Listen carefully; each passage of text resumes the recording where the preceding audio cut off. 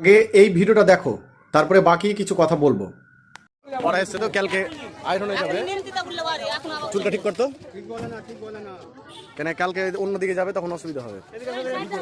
হ্যাঁ অবশ্যই করে রাখবো, চিনে রাখবি তাহলে হবে। কারণ সুতি থানা বাড়ি বলছে তো কালকে পড়েছিল আয়রনে, কালকে আয়রন আদর পড়েছিল, এটাই ছিল টাকা দিলে টাকা বের করে দেওয়া হয়েছে।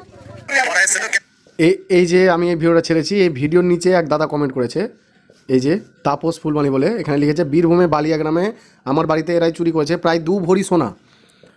বিশাল ব্যাপার, 2 ভরি সোনা প্লাস লিখেছে ছাড়বেন না আমরা আসছি, দিয়ে এখানে নিচে আবার মোবাইল নাম্বার দিয়েছে। এবার হচ্ছে যেটা কথা সেটা হচ্ছে এরা বীরভূমের বালিয়া গ্রামে তাও চুরি করেছে, যেটা জানতে পারলাম।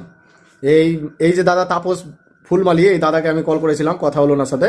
উনি বলছেন জানুয়ারির 7 তারিখ এরা চুরি করেছে বীরভূমের বালিয়া গ্রামে। প্লাস হচ্ছে আজকে ফেব্রুয়ারির 2 তারিখ আজকে আমাদের বাঙ্গাবাড়িতে চুরি করতে এসেছিল, সেখানে ধরা পড়েছে। আবার আর একটা খবর জানতে পারলাম যে এখানেই ধরা পড়ে, আমাদের এখানে ধরা পড়ে বাঙ্গাবাড়িতেই কিছুজন বলছে যে আয়রনের পাদুয়াপাড়াতে তাও চুরি করেছে। তা বুঝতে পারছো চারিদিকে এরা ঘুরে বেড়াচ্ছে, এরা শুধু একাই নয়।